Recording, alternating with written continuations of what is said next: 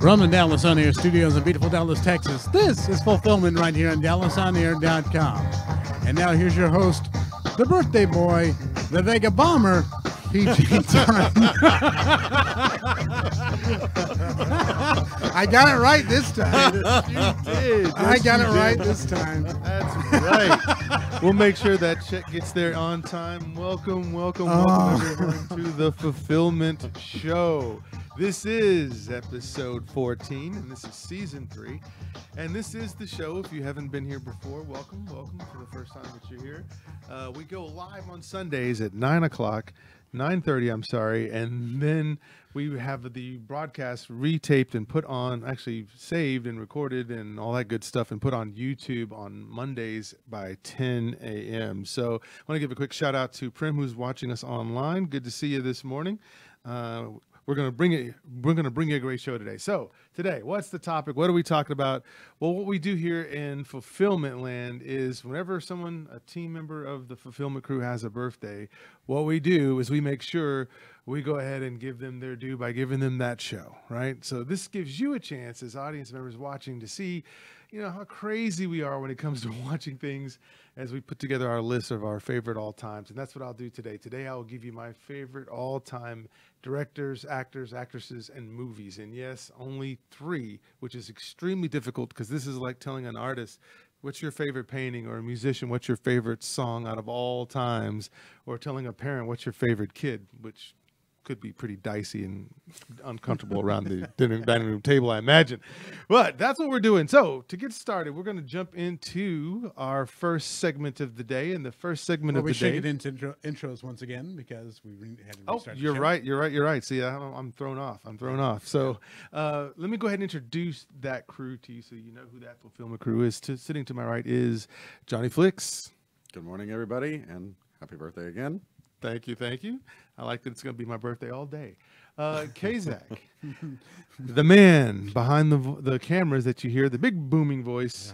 Good morning, cameras. Welcome to DallasOnAir.com. And for those watching our live stream, we do apologize for the technical glitch. We're going to bring you a great show, we promise. Yes. We will do that because we're destined for the greatness. So let me just start off with what we've seen. And so we talk about Just Seen It.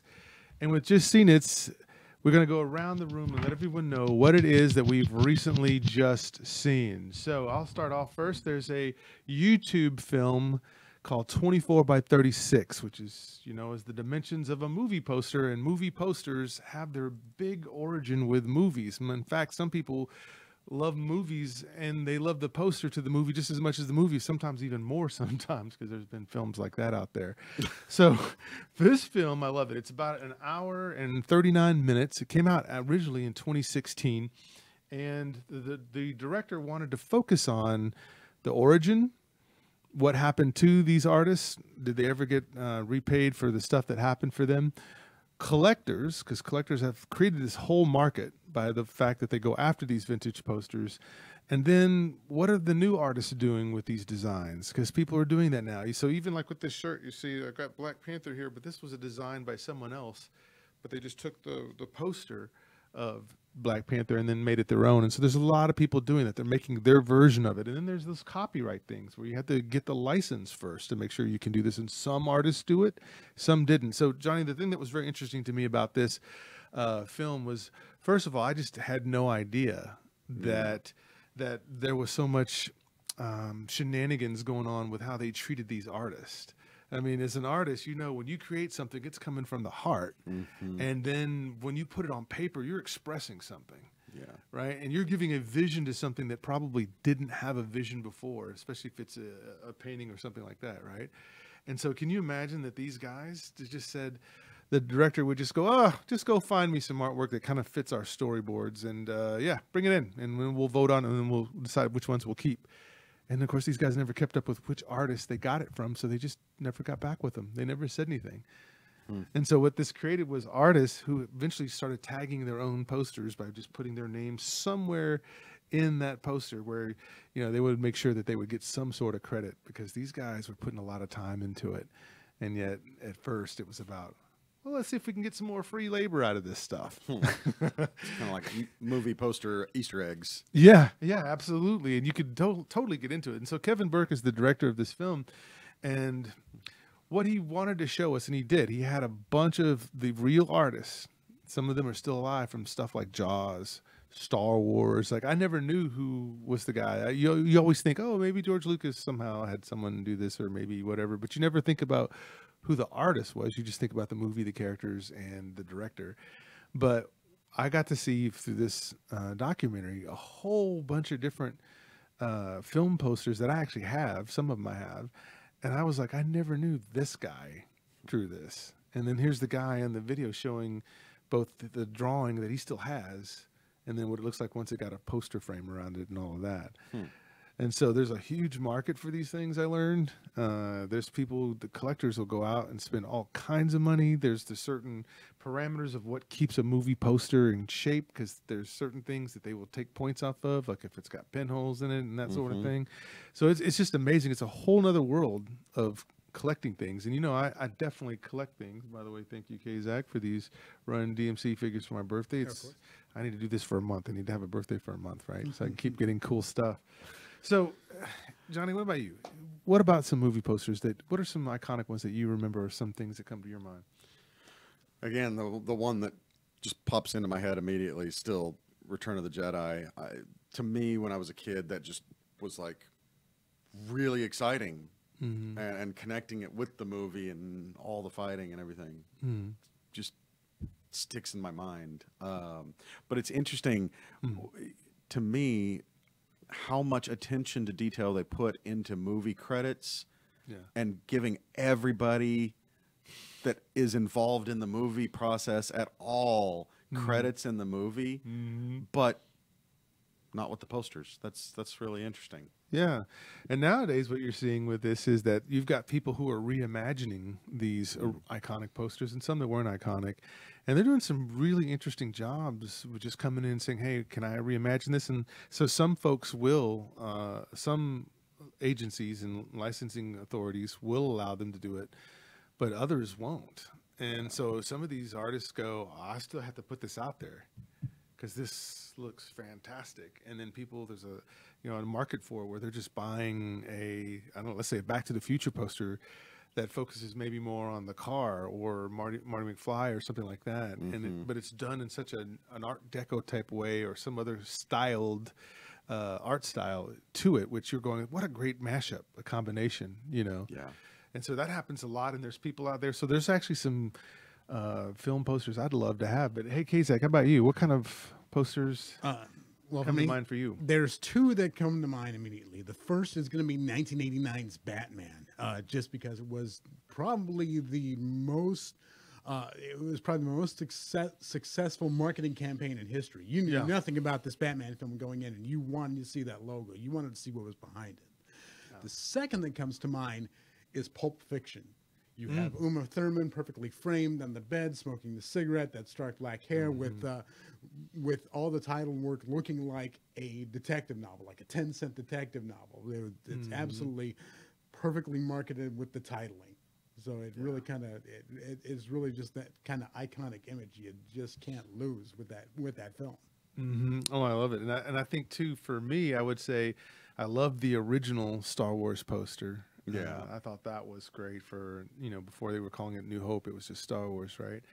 And then I think the Jaws one, you just can't get that image out of your head. And there's been so many parodies of that poster with what people have done to stick something in there that's a monster while somebody's swimming above. So that poster is like iconic, like the Nirvana poster, where the baby's in the water with the fish hook, right? There's just certain visuals you just don't get out of your head, and this is just the poster. You haven't even seen the movie yet. You're just walking up, plopping down money for a ticket, and here's this poster.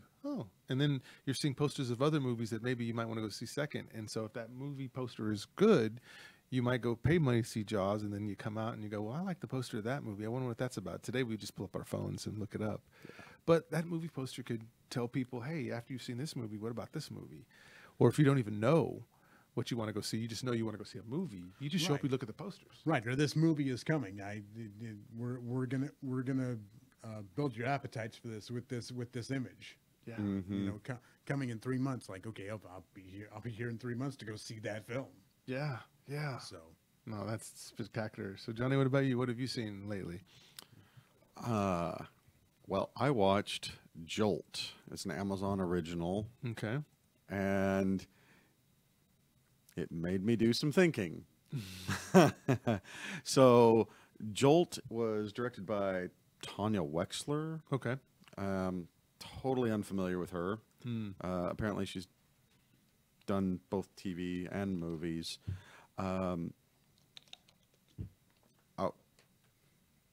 Not bad direction, I have to say. What I really realized after watching Jolt is how far behind the writing is for most of these films coming out lately, because all of the technical aspects are there. It's a beautifully shot film. It's exciting. It's engaging as far as the visuals. Mm-hmm. But the story just falls flat, to be honest. It's formulaic, and frankly, it's kind of I don't know. It's a strange ripoff of the Jason Statham movie where he had to keep shocking his heart to keep going, and I don't know. It's kind of strange, and it didn't feel right at all for Kate Beckinsale to play that role. I know she's played some very action-oriented roles, and she's always done really well. And that's the thing. Like, they've got some good actors. Kate Beckinsale, Stanley Tucci, right?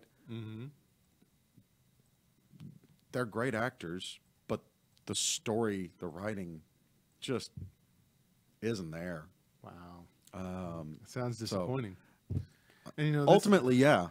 And this is the problem, I would say, nowadays, is that why has it that the technology and everything else has gotten so great, but the act of storytelling, which is what a movie is supposed to be visual storytelling, the act of storytelling itself has suffered and actually gone back a different direction than the technology. So that is such a weird thing nowadays. And what does it say about us as moviegoers if we go see movies that, you know, they're visually stunning, and that's all we need? And if that's all we need is a couple of good scenes of action to make a movie great. Yeah, and there's, so I was watching another movie reviewer talking about James Bond films and talking about how the action should advance the character. Yeah. Right? But most of the action films don't do that. It doesn't actually improve the character's story at all. Just like we were talking a few weeks ago about the Tomorrow War or whatever it was called, right? It was the same thing there, right? The action didn't actually progress anything for the actual character. It didn't develop them at all. And the other thing that we've talked a lot about really affected Jolt also is the humor that is out of place. Yeah. Right. You know, in this case, in Jolt, she jumps into a McLaren 720 and starts grinding the gears when she's trying to get away, and she's talking to the cops on the phone at the same time, and she's, you know, telling them to leave her alone because she's trying to remember how to drive a stick. It's like, so this is a serious action film, and it just shuts the whole tone down. Yeah, by switching the tone to something. Again, the writing. Yeah, major fail there. Yeah. Wow. So, well, you know, I'm gonna guess before we go to Kazak real fast. I'm gonna guess that a lot of these films have a lot of that corporate interference, or it's writing by committee. And while there could be some advantages, that what I'm finding is more often than not, it's not. It actually makes things seem choppy, and it kind of yanks the storyline around. It kind of makes the editing ridiculous, and then sometimes the pace of it is just you kind of quit on the movie because you don't know what movie's trying to do. It's like, okay, movie, what are you trying to do? Because I'm ready for action, but you just went into this, and you went into this, and then this isn't explained, and I don't know if I care about these characters, and then people eventually will just switch off if it's on a streaming service. Yep. Yeah, that's problematic. Kazak, how about you? What have you seen? All right. So this week I've been taking in a not a new series to the world, but a new series to our country, and that is a show called Wellington Paranormal on CW and HBO Max. What this is it is a spinoff from What We Do in the Shadows, the movie. It's created by Taika Waititi and Jermaine Clement. It's two New Zealand cops investigating mockumentary style, the paranormal. So you basically have Cops meets the X-Files meets The Office. Two completely inept cops with just deadpan droll humor, investigating ghosts and aliens and possessions and things like that. Just really kind of a dry sense of humor look at really weird stuff. With the guys behind it, Jermaine Clement and Taika Waititi, the guys who created What We Do in the Shadows, not only the TV series and the movie. Like I said, you really got some really great comedy chops in this. It's really fun. You have, like I said, it brings in you have to kind of adjust yourself to hearing the New Zealand accent. And I keep on the subtitles just to make sure I haven't missed anything, because it's really off-putting for an American audience, but the way they deliver it is just hysterical. And of course, like I said, they're not afraid to kind of bring in some of the Maori culture in there. Their sergeant is actually a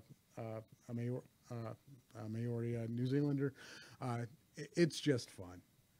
It was created back in 2017 and aired in New Zealand there, and was supposed to be over here, I think, about a year back. But again, I think it just, because of COVID, just kind of got pushed off. And now because it's kind of a summer replacement, they don't expect it to do much. They're just kind of throwing it on. Live episodes are airing on CW, and then the next day they're airing on HBO Max, which is where I'm catching it.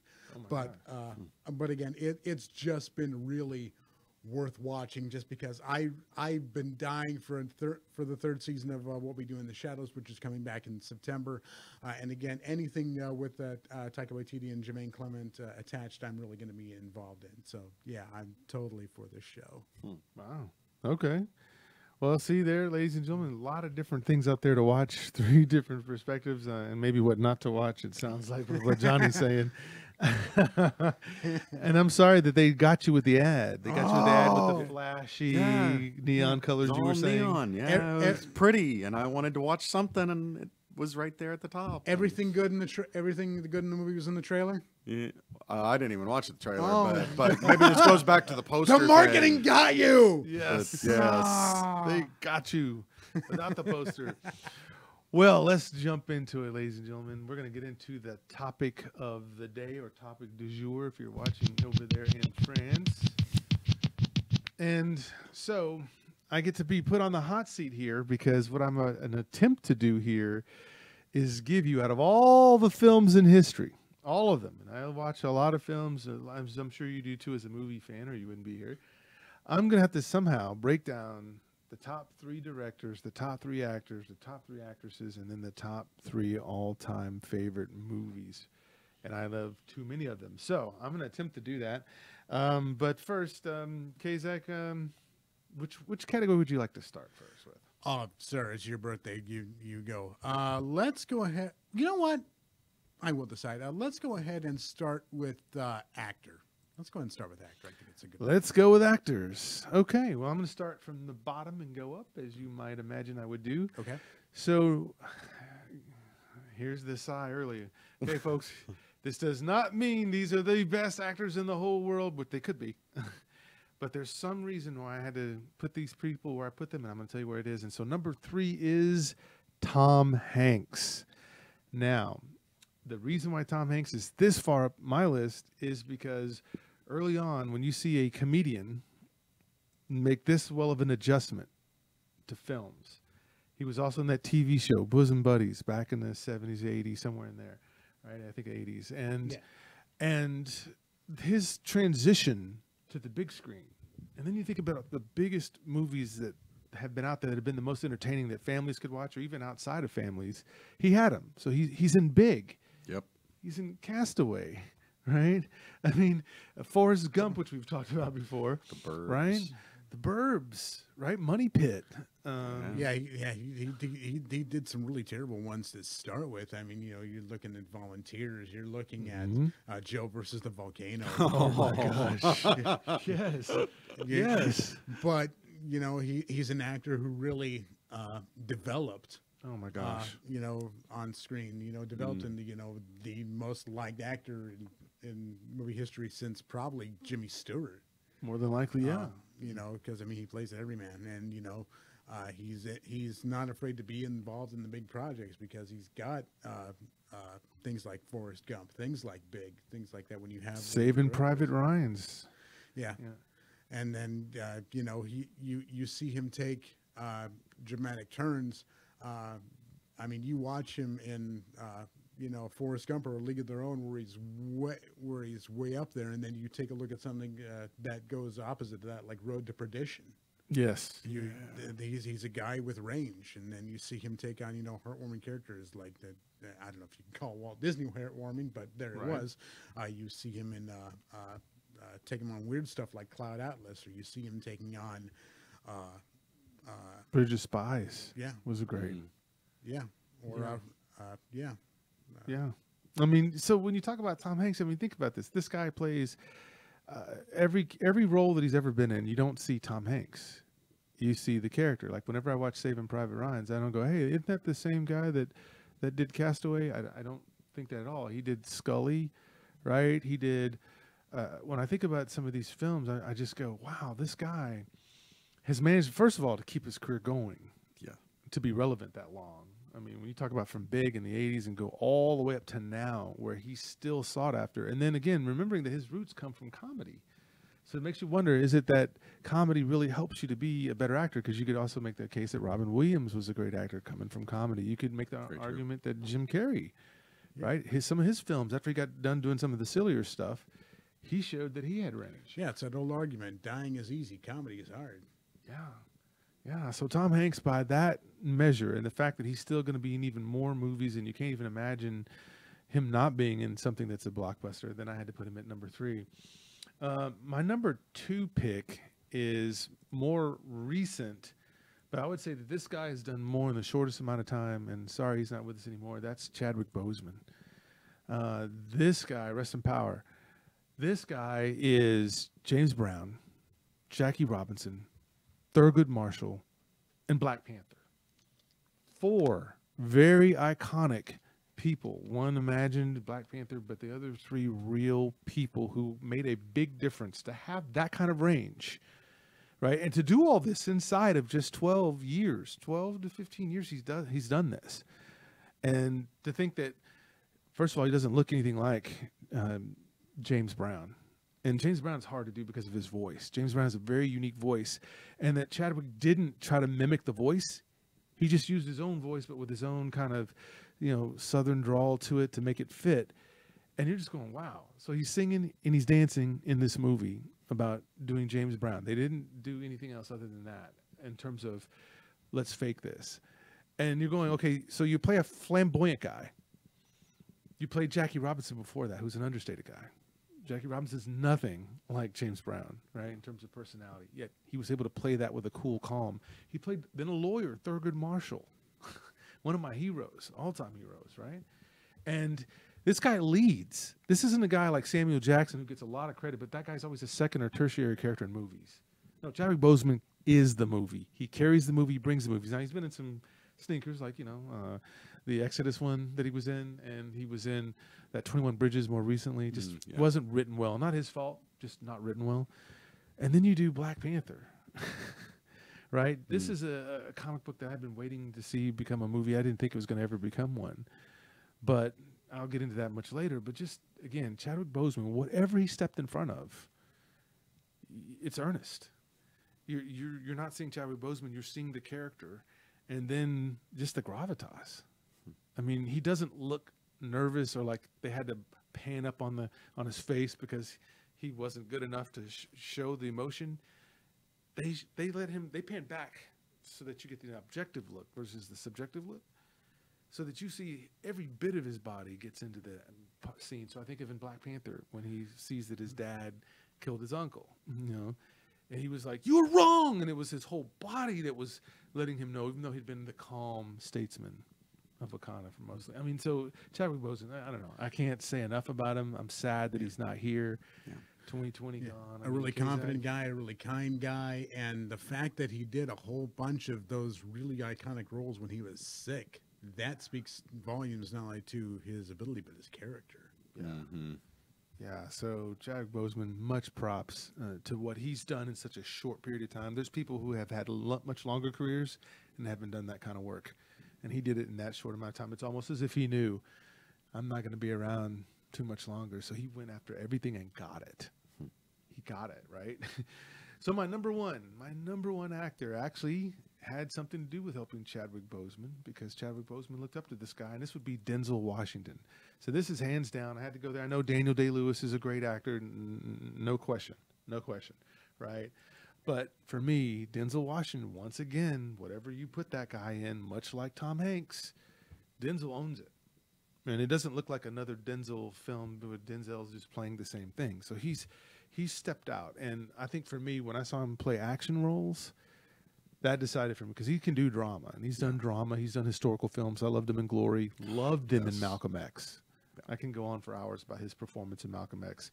Hate the fact that he won an award for Training Day, which was not his best. I mean, it was still good because it's Denzel, but that wasn't his best work ever. So I hate that he ended up getting an Academy Award for that. And he's been in some stinkers too, you know, like I didn't like Deja Vu or Roman Q Esquire. I thought those, but every time he was on the screen, you had to pay attention. So, I mean, Denzel Washington, Johnny, what do you think? No, I can't disagree with your choice on Denzel.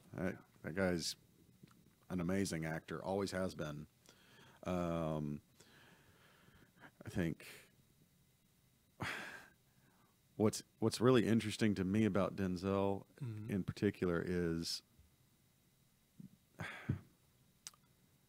how active he always is in the roles. You can't help but be drawn into it with him. So even in the action films, it's going back to the whole action film thing, but Denzel still has emotion you can see, where most of the action guys, you look at Jason Statham and it's just, it's either bored or funny or angry. That's it. Well, that's a good take. What about you, Kazak? What do you think about Denzel? Denzel, every time he's on screen, it's a command performance. He's not been afraid to take directors that he believes in or take projects that he believes in and put everything of himself into it. I still think he was cheated out of his Academy Award for Malcolm X, and I agree. think that was a gimme award for Training Day, because that's just, you know, way over the top. They owe him an apology for that. But yeah, I mean, the man is not just an icon; he's an institution at this point. And you know, like I said, he can take a gimme role like The Equalizer, but he can make something special out of it. Oh my gosh! You see him take on, you know, at the time controversial directors like Spike Lee and put himself into everything that he gets in front of, and I mean, it's intense and it's amazing to watch him transform into what he does, and that calm, that cool, that collected, just guy on screen. The man's remarkable. It's the perfect choice for number one. I would also say that the big one that really hit it for me with Denzel was Man on Fire. Yes. Like every single emotion, you're drawn into it. You truly believe that he is that character, that he is that guy that sacrifices. It's intense. Yeah, he's not just a guy in a black suit saving the world like Keanu Reeves. He is. Yes. And I'm glad that you brought that up, because I will say it now, and this will make some people upset, but it's the truth for me. The Equalizer was 10 times better than John Wick. Sorry, they came out in the same year at the same time. And if you watch that film, what you'll see, and again, I get it, just ultra violence with John Wick, but notice the Equalizer was ultra violent too, but notice you cared. So in John Wick, it's about a puppy that they take, and then, you know, and the villains are cartoonish. They're just stupid. right? And I get it, that's a genre, but if you go back and you look at The Equalizer, I challenge you to watch Equalizer, then don't watch John Wick and tell me that you didn't feel more, right, from this. So in Equalizer, here's a guy that can't sleep, you know, and he meets this prostitute played by Chloe Moretz, whatever. Chloe Grace Moretz, yeah. There you go. And that dialogue that they have about reading books. Yes. Right? And then when he does sit down with the main villain, and they're able to have that standoff, just sitting down at the table, how tense that was without anybody throwing a punch. Mm-hmm. Them going back and forth about each other's background and who they are. And I mean, and then some of the best one-liners. Denzel Washington can nail a one-liner, right? Like I remember in Equalizer, after he'd beaten up some guys and he went to work the next day, he had his hand wrapped up and someone said, "Hey, what happened to your hand?" He goes, "Oh, I hit something stupid." And it just, I mean, it was just smooth. And like, remember in Man on Fire, right? He's like, he said something about, well, he goes, when he's talking about these guys that he has to kill and has to take out, he goes, "I'm here to arrange that meeting between them and their maker." You know, something along those lines. And the way he said it was just smooth. It wasn't like, "You're the disease and I'm the cure." You know, it wasn't, when he gets a one-liner, Denzel knocks it out. And then he goes and he just kills it. So I definitely love The Equalizer, and I would challenge anybody, go watch Equalizer, then watch John Wick. Tell me which one has more heart, more soul, more gravitas to it, even though they're both equally violent, and which one had the better villains, by the way. Villains definitely make the movie. Yes, they do. So what category should I take now, gentlemen? Let's go ahead and do actresses since we're coming right off of that. Okay, so we're going to do actresses. So I, as always, start at the bottom for 3. I'm going to go with Viola Davis. And I love Viola Davis mainly because of the fact when I saw her in Antoine Fisher, her playing his mom who basically had abandoned him and didn't try to go look for him. That scene where Derek Luke playing Antoine Fisher finally discovers where his junkie prison mom finally was. When you see Viola Davis, who's an attractive woman, I mean, they had her to where she just looked toe up from the flow up. And that scene where he's like, "Didn't you miss me? Didn't you look for me?" And she's just sitting there and she just knows she's wrong. And she's like, "Can I get you something to eat? Can I get you something to drink? Can I get you something to eat?" And he's like, "Mom, you didn't miss me? You didn't try to find me?" And she's just like, and she knows she's wrong. And you see the fidget with her hands and the lip move. And she's trying to skirt it by something else. That scene is one of the most powerful scenes I've ever seen in a long time in a drama, where it's just two people talking about one thing, and she doesn't even do a whole lot of dialogue. It's just written on her face, how she can't look him in the eye. She can't say anything, but she's still trying to be a mom, even though he's rejecting it. And I mean, it's just, so if you haven't seen Antoine Fisher, you need to watch that movie because Denzel Washington's in it as well. So he does a great job as a Navy shrink in that. So I guess you can see the world that's connected. But this is a woman who's also been in The Help, Fences with Denzel Washington again. I guess the comic book fans know her from Suicide Squad. Is playing Amanda Waller. So you have that. But she's been there. And she's quietly been just putting together these roles where everybody, usually when they think of great actors, they'll talk about Meryl Streep, you know, or Katharine Hepburn or something like that. But quietly just kind of there, putting her impact. Pretty crazy. You've seen her before, right, Johnny? What have you seen of Viola that you liked? Oh, geez. Putting me on the spot. I honestly am not as familiar with her. That's all right. But yeah, I've seen several of the films that you already mentioned. Yeah. Obviously, Suicide Squad. She pops out immediately in my mind because I think she was actually one of the better Parts of the movie. Parts of the movie, period. Yeah. Because the rest of it just wasn't there. She's kind of like the Ewan McGregor of that film. Yeah, no, You it's know? true. So, Okay, Zach. Yeah. When you talk about Viola Davis, you're talking about an actress who didn't even appear on screen until she was in her 30s. Yes. So already she could be in the twilight of her career, but no, she's developed that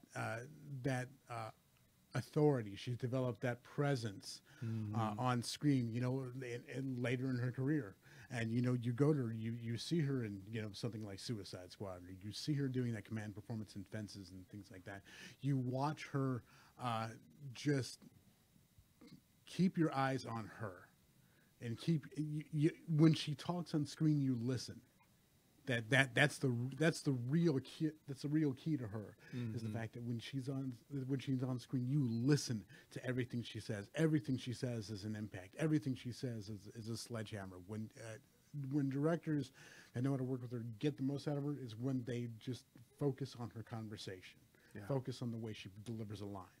Yes, no, that's true. Every time Viola's on the screen, her character is very lived in. You get a sense of, okay, that's exactly how to embody frustration or embarrassment or whatever. She can sell it, and I don't think she even has to say a whole lot.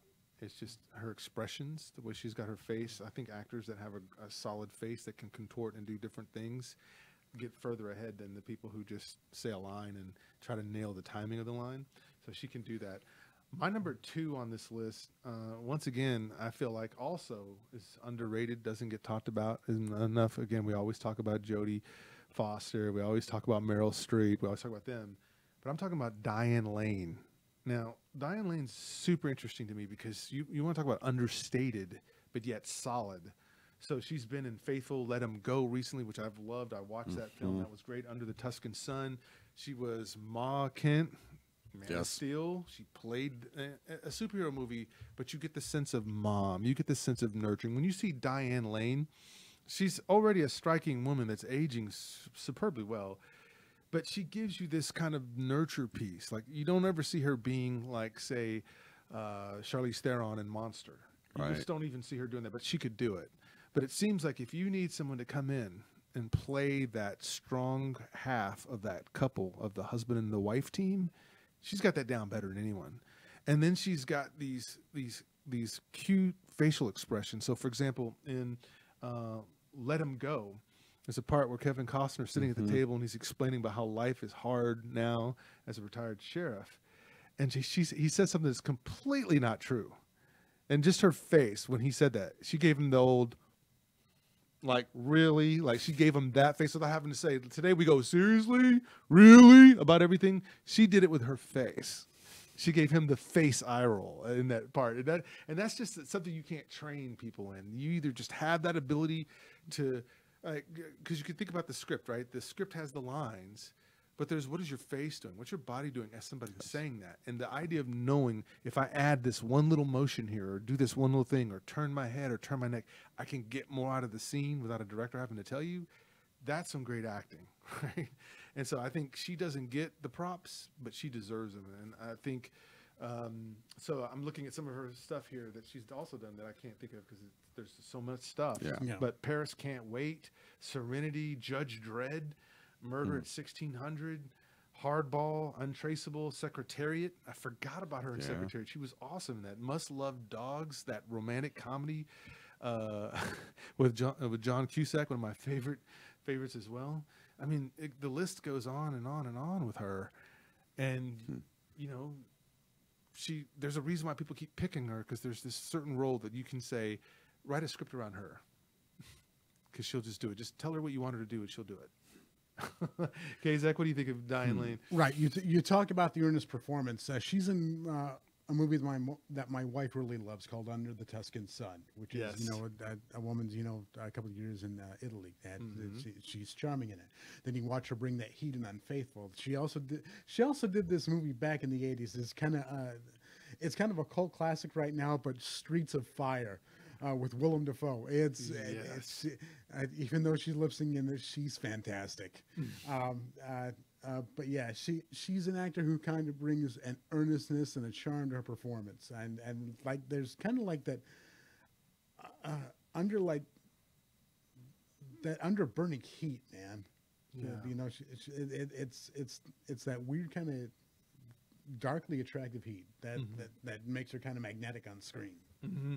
It's true. It's like she was loved so much that Francis Ford Coppola put her in 4 of her films, right? So she was in The Outsiders, Rumblefish, The Cotton Club, and Jack. So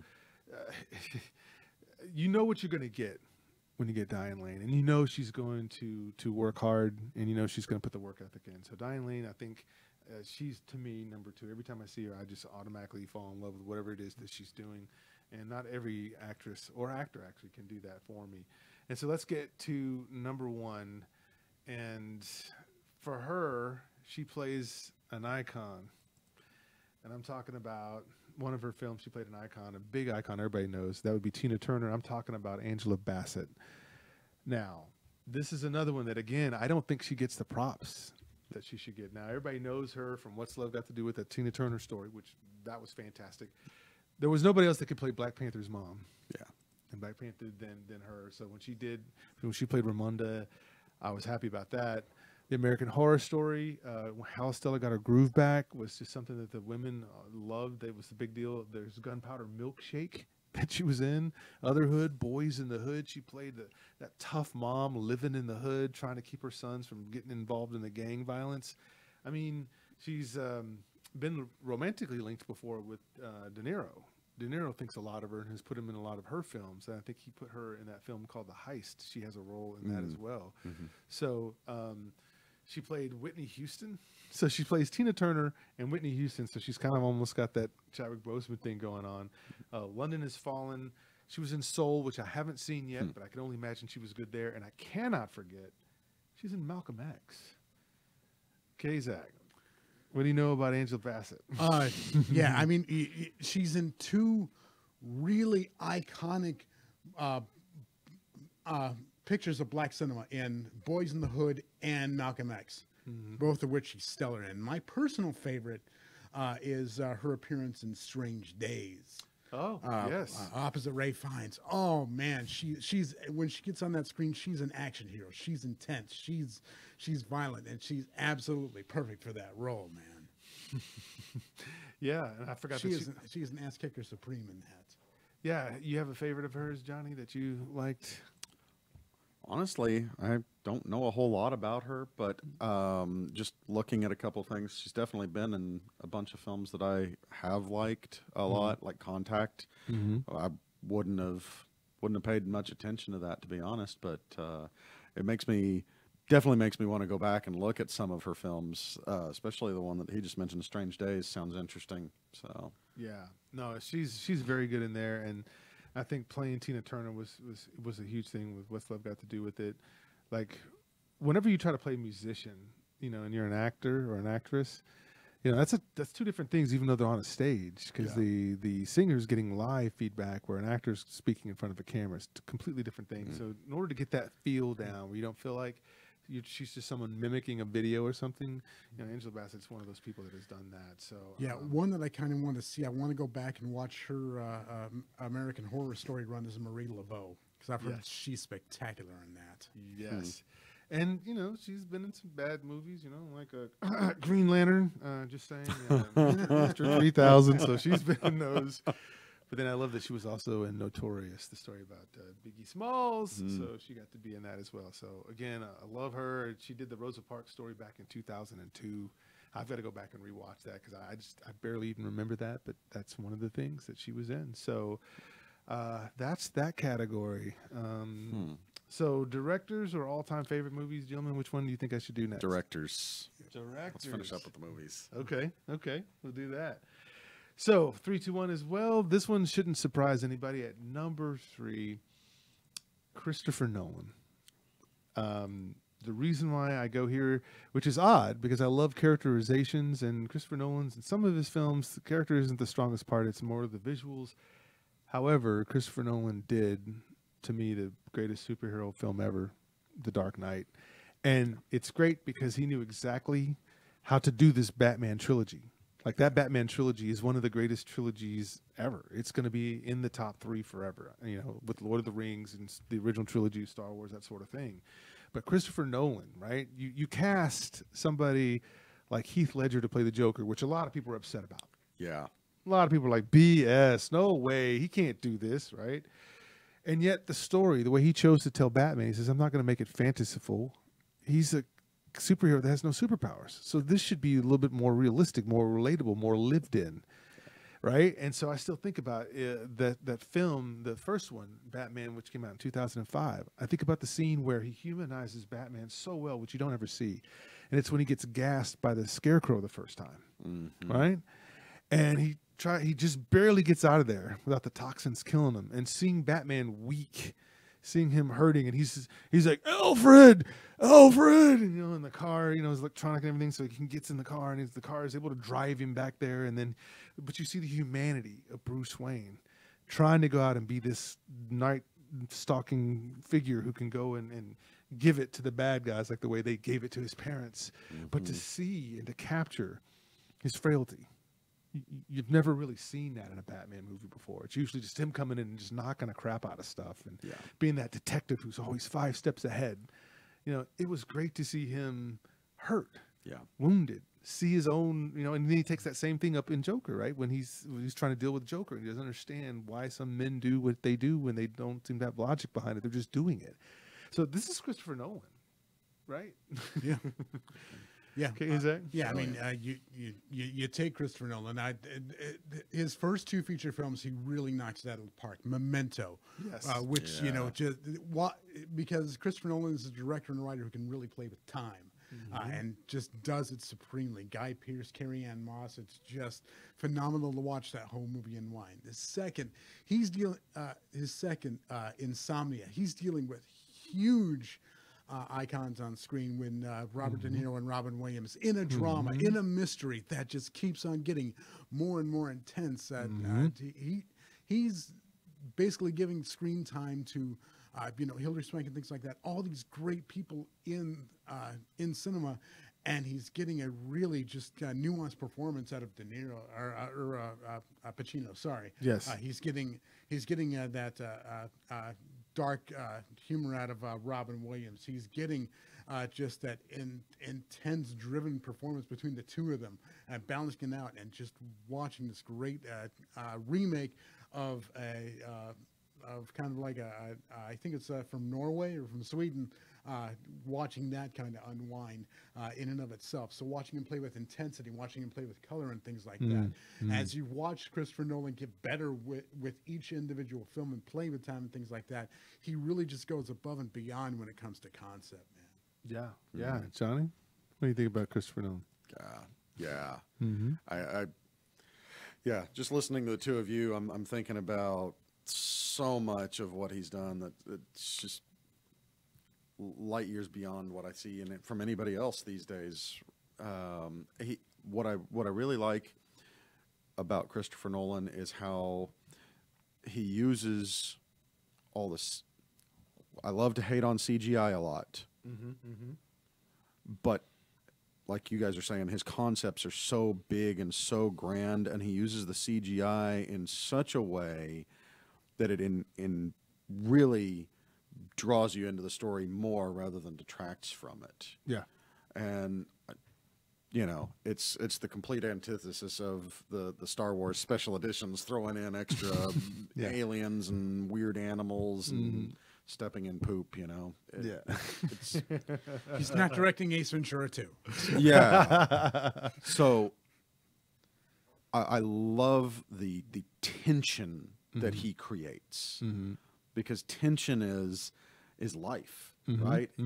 Without tension, we don't have a purpose. We don't have a reason to solve and resolve issues. And he's masterful at that. Oh, great. And here's a tidbit for all of those folks watching superhero films.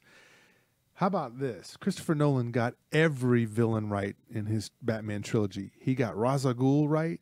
He got Scarecrow right. You know, Joker he got right, and he got Bane right, and Catwoman. So, you know, Marvel struggles to have a good villain. You know, and recently they've done a better job at it with Thanos and Killmonger and Zemo. But here, you know, this is like par for the course. So Christopher Nolan movie has great villains. It has great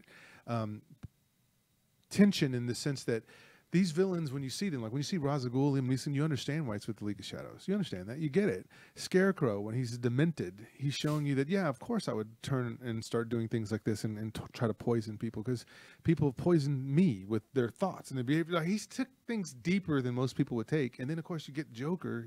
How do you stop a man who's a madman, right? And then Heath Ledger plays him to the T. And then you get Bane. And when you're looking at Bane, and Bane's like, you said you made this out of darkness. I was born in the darkness. And so when Bane just comes in and just rips Batman to shreds, and I know it's from the comic book where Bane breaks Batman's back and all that stuff, but that was the perfect villain to go to after something like the Joker, because what else could somebody offer? You can't do somebody who's madder. You have to get somebody who's stronger than Batman, right? And Bane was, and also at the same time was smart too. So he was smart and stronger than Batman. So if you want to see good movie villains, Christopher Nolan, he wins because 3 out of 3 great movie villains in all of his movies. And Marvel's never caught up, and DC doesn't know what that looks like. Yeah. Yeah. And again, they're just so great that it's almost like Christopher Nolan goes, yeah, try a villain. Try it. See if you can make one better than mine, more intricate than mine. And they've struggled. Yeah. Let's go to that second one. The second one, this one has to be here. This is going to be Steven Spielberg. There's a long line of movies that this director has, and there's no way I could not go Steven Spielberg because he is my childhood. This is Jaws. Right? This is E.T. This is Close Encounters, the Third Kind. I mean, just Indiana Jones I watched on repeat. And with Steven Spielberg, what I love about him is he knows how to get the action going. Started right off the bat. You don't go into a Steven Spielberg film going, this is kind of boring. I'm waiting for the action to happen. Usually his films will start with some rising action first and then turn around and tell you a little bit more about the characters. Unless it's a piece like, in E.T. where he's actually showing that dynamic of how divorce actually was the bigger monster that creates the imaginary friend who eventually, as we see him realize on a screenplay as E.T., an alien. But really it was about the alienation that kids feel when their parents get divorced. And so it's a very small thread, but smart. So Spielberg, that rising action, characters that you love, and then just the situations he puts them in. And you have to watch and see how they're going to get out. It's like Indiana Jones for sure. And again, he has some stinkers because when you've done as many movies as he has, there will be some stinkers. But Kazak, Spielberg, what comes to mind? The greatest storyteller of the end of the 20th century, to be perfectly honest. On screen, you go from everything from Jaws to Schindler's List, and the man is remarkable. There's not a whole lot that hasn't already been said that you can't pay high enough compliments to the man. Oh. By you, Johnny? Growing up, I seriously wanted to be Indiana Jones. That was the absolute coolest thing I'd ever seen. He's raw. And it's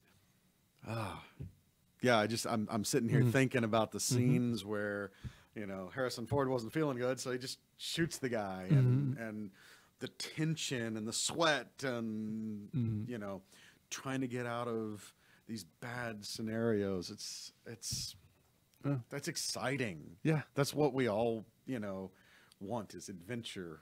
And adventure that was intelligent. Yeah, more so. Yeah, you're getting history and intelligence and wit and brilliant, absolutely brilliant. But I would say that one of the things that always fascinated me about Steven Spielberg and kind of by extension George Lucas is how inspiring they are to everybody else, how creative and inventive, not just with the films themselves, but all the technology that follows along with it. That's hard to ignore. Yeah, and again, I know that this list does not have Martin Scorsese on it, Stanley Kubrick on it, right? Brian De Palma, and these are all great directors as well. But I had to go with something I thought was, well, what am I going to remember? What's the stuff that just captivated me completely as a kid? And so it would have been the contributions of at least these 3 guys. And let me get to that number 1 right now, because we do have one more category. And my number 1 I decided to go with is Ridley Scott, right? So Spielberg, you could say, well, he has more production value. He has more out there in that sense. And you could talk about Christopher Nolan, but that's more of a recent deal, if you will. But Ridley Scott, this is a guy, 5 decades of movie making, and you have movies like Alien, which was completely different, a space horror film. Nobody had ever done something like that. Then he came around with Blade Runner after that, Yeah. That's ridiculous, right? And then he did Thelma and Louise, so that's a different type of film. So that's like a travel film. Gladiator, one of my favorite, sword and sandal films of all times. It's up there.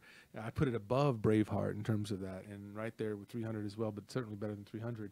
So you have Gladiator, and he got a chance to direct Russell Crowe. And Russell Crowe, what he said about Ridley Scott is he says, Ridley Scott knows how to get the performance out of you. He doesn't come in and try to explain things about life so you get the scene that you're going to do.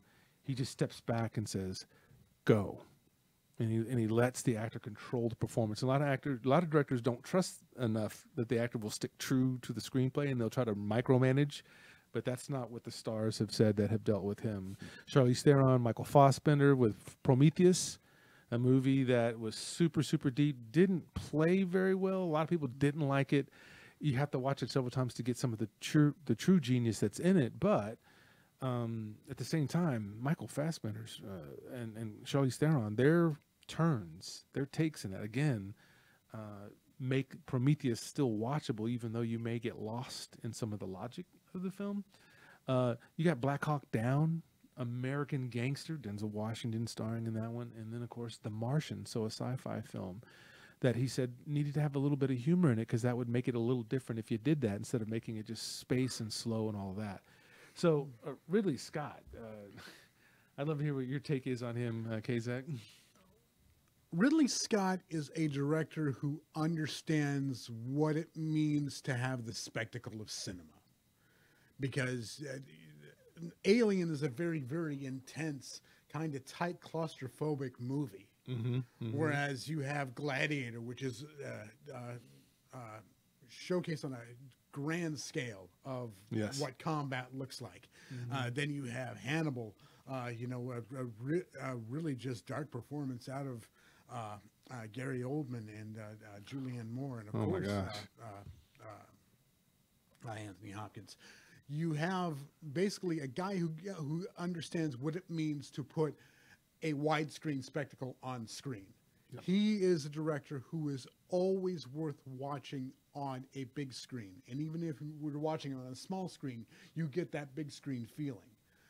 He is a guy who really understands what it means to see spectacle on screen.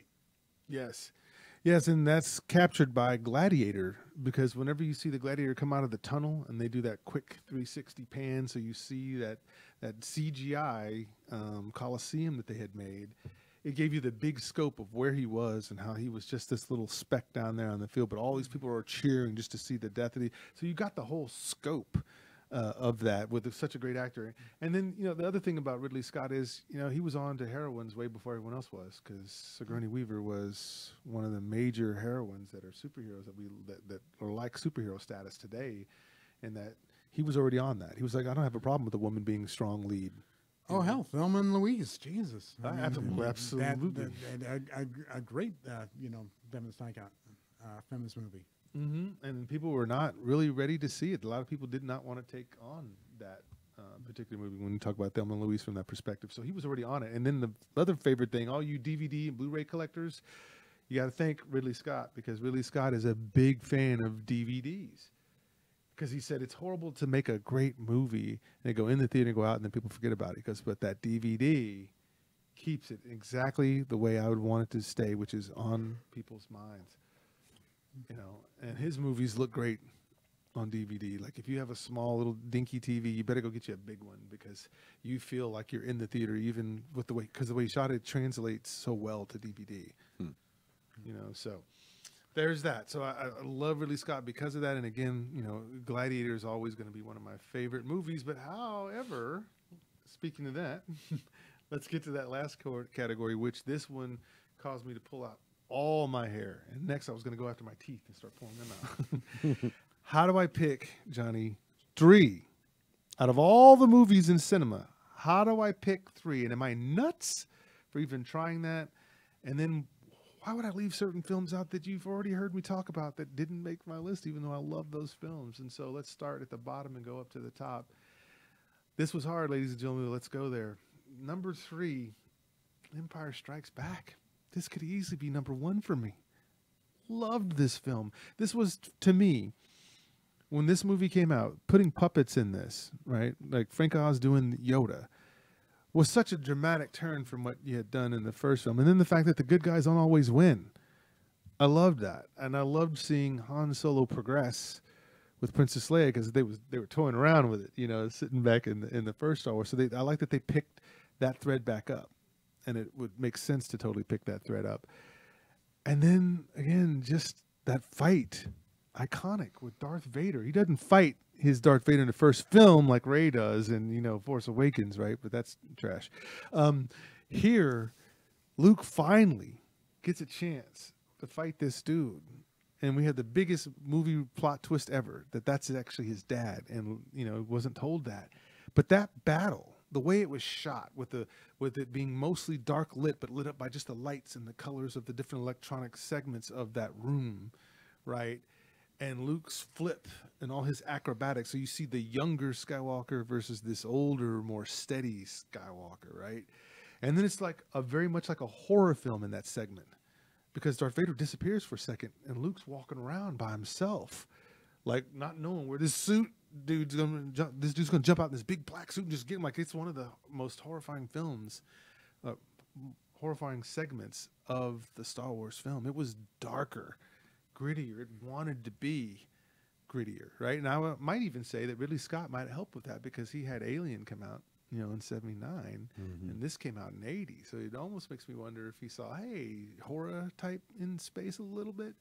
And so you get more of the horrific scenes in Star Wars. They come in Empire Strikes Back, like the Minox chewing on the cables, and all of a sudden they hit the window and it scares, right? So you see a little bit more of that in Empire Strikes Back. So, Kazak, your thoughts? I know you've talked about this a million times on the other show with Cole. Of course, you get that you get the dark turn in this movie. You get that great Aaron Kirshner direction. You get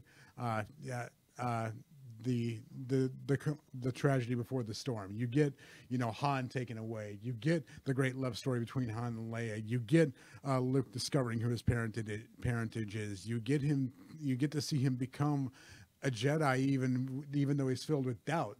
It's, you know, it's still the greatest Star Wars film of all time, and definitely I can see why it's in your top 3, because it's an impactful story, and because it is kind of the story that all good things in Star Wars center around. So yeah, I can totally see why you picked this one as your number 3, man. Yeah. Quick thought, Johnny, on Empire? Very quick thought. Empire Strikes Back and The Dark Knight are exactly what sequels should always be. Yeah. And, you know, going back to the whole John Wick thing, you know, they're just more of the same, you know. But,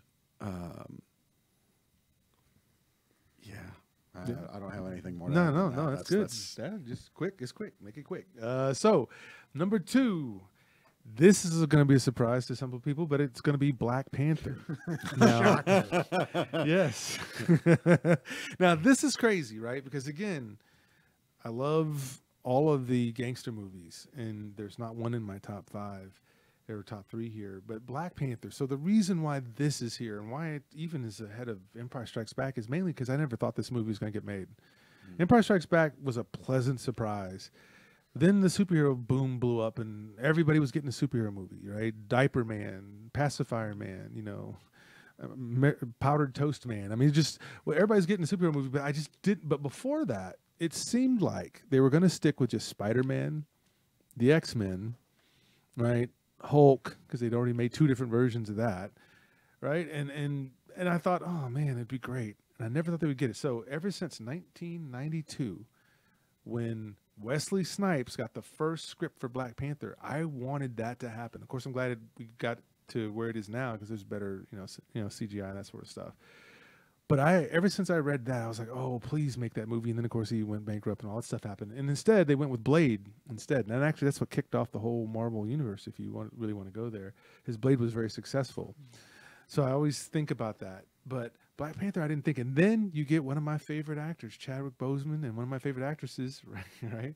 Angela Bassett in this film. Yeah. And then you get Forrest Whitaker. You get Michael B. Jordan playing Killmonger, who was a very convincing Killmonger. And then I was surprised that Marvel would let them cover and carry such a deep topic like race. And, you know, you see how they brought up about the Watts and all that stuff is in that first scene, why his dad was radicalized and why he radicalized Killmonger was because of that. And so I was surprised that Marvel would even let it go there, because usually it's just, you know, popcorn, syrupy stuff. But here they let Black Panther be. And Ryan Coogler was the perfect director after doing Fruitvale Station, also working with Michael B. Jordan. This was a perfect vehicle for people to even know who he is. And he directed the crap out of this movie for his first big major one. He had done some smaller independent films like Fruitvale Station's Creed. You know, we knew about that. But on this level, and to be trusted to carry out everything. Now, the movie isn't perfect, so even though I love Black Panther, I'm not one of these people that goes, no, the movie's 100% perfect, and I argue with people about it, and there's no mistakes. No, there's some mistakes here. Most of it's in the third act with the CGI. It's not as impactful as those Warrior Falls scenes where it was hand-to-hand combat that you could see. I hate that CGI. They fall down a black, and that's to cover up the bad CGI is by having them fight in a dark deal. Wonder Woman 84 did the same thing with Cheetah. So I can say that about it, but for what Chadwick Boseman did to this film and how he played this character and how he was one of the first, not first, but he's one of the few leading men that's not cracking jokes every 5 minutes, trying to use bathos, because Black Panther wouldn't be, and he shouldn't be that guy. And they got Shuri to do that. Letitia Wright did that, and she was kind of annoying with that. Some people love her for that, and that's fine. But Black Panther, amazing. And I never thought that this film would ever get made. So for yourself, Kazak? Yeah, I mean, this film very, very much knocks it out of the park. You've got two somewhat unproven talents in Ryan Coogler and Chadwick Boseman, who really get the most out of each other and bring this thing to life. You've got iconic actors in this, you know, in Forrest Whitaker and Angela Bassett and things like that. You've also got you've got Lupita Nyong'o, Denai Guerrero, who as Okoye. Oh my God, she's fantastic. I want a movie with her. I want a movie with just her. And of course, like I said, you get a really strong first and second act. The third act, not so much. You know, that does kind of fall apart again with the bad CGI. But again, what was really impactful about the movie was the impact that it had on audiences. Yep. It like you said, it's a film that you never thought would be seen, and it's a film that I think a lot of folks never thought they'd be seen in. But I mean, the rich colors, the costuming, the music, it's just a well put together film. Not just a superhero film, a well put together film, period. Yes. Yes. And Johnny, your thoughts on Black Panther quickly? I would say that my take on Black Panther was very thrilled at how well they put some very big characters in that were complete unknowns, and it worked so well. Where I think, like in Age of Ultron, they brought all these people in, and it didn't mesh well to me. So I think they nailed it on Black Panther and not on the rest of the Avengers films really until the very end. Yeah, until Infinity War. Yeah, no, that makes sense. Well, let me get to the number one, ladies and gentlemen. Here's my number one film all time. Once again, very hard to do this because there's so many films I did not list that any time, if you ask me some other time, I might come up with something different. But this film had a huge impact on me. This film came out in August, my birthday month, so I'm going to like it for that too. In 2016, it's a movie called Hell or High Water.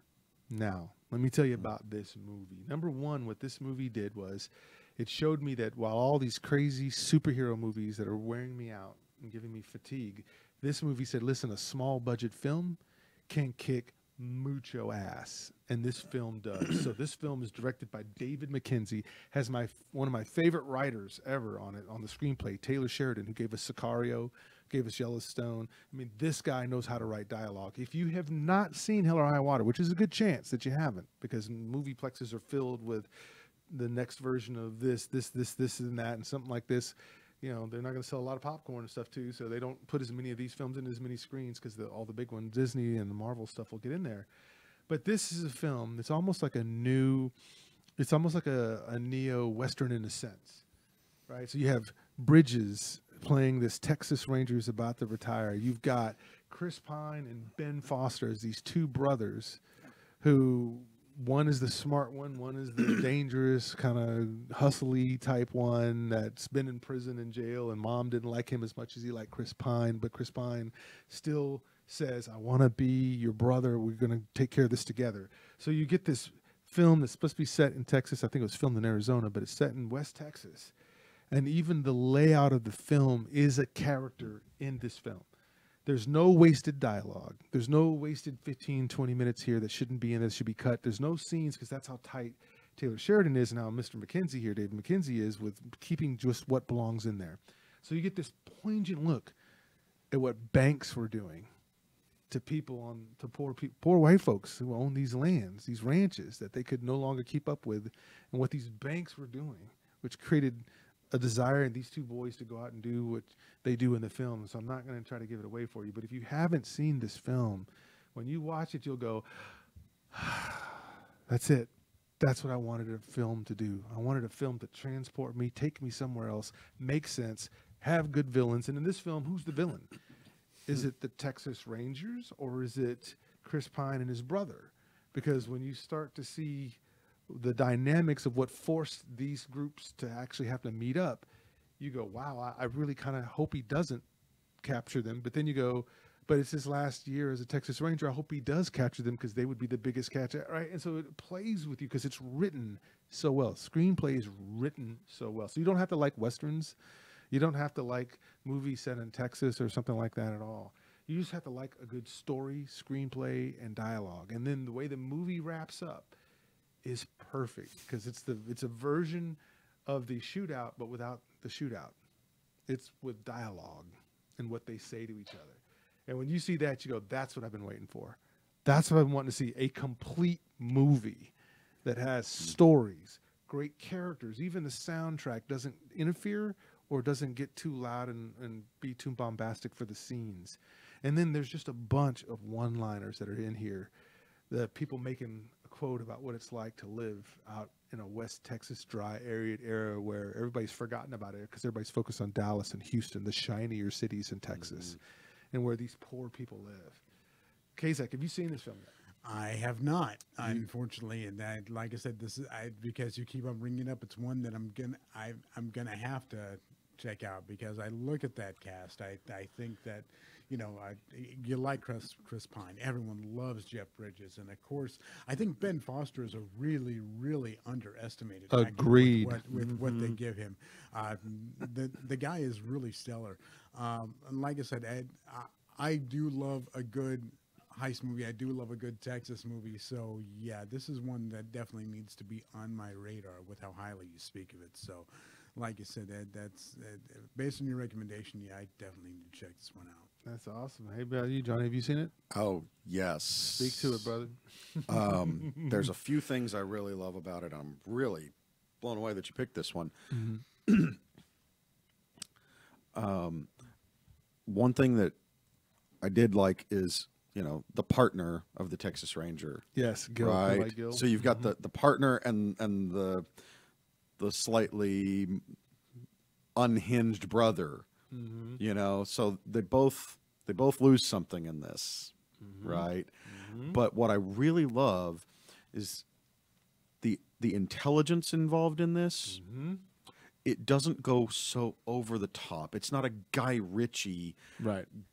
You know, one-upping constantly. It's real and it's raw. They're very intelligent, and they're definitely playing a very big strategy game here. Yes. But it's not that Guy Ritchie type of, you know, where they're playing exaggerated, real slick and smooth, and then at the end you get to see all the strategy. No, you're seeing it real time. And I like that a lot about this film. It's visceral. Yeah, there's so many statements in this film that cover history, You know, because between, you know, Bridges and his partner, played by Gil, I forget his last name, because he's a Native American, and just some of the comments, they're just like straight on, like, yeah, that is true. And then the humor in it is also great too. I always talk about that one scene. I won't talk about it now because I know we got to go, but just the perfect movie. If you want to say there's a perfect movie, like I said, I try to find a negative with it. I can't find one. And I can critique things pretty well because I want to make things better. But as I watch this film, I can't tell you, you wasted 5 minutes here, or that's a bad camera angle, or the sound was muffed in the scene. They should have brought that overhanging mic. I can't do any of that. In fact, every time I watch this film, I fall into it like a swimming pool, right? Yeah. And I get absorbed by water because I'm seeing the best acting. I mean, everybody's on point. Yeah. I'm seeing some of the best shots. I'm seeing some of the best written scenes and what would make sense that people would say.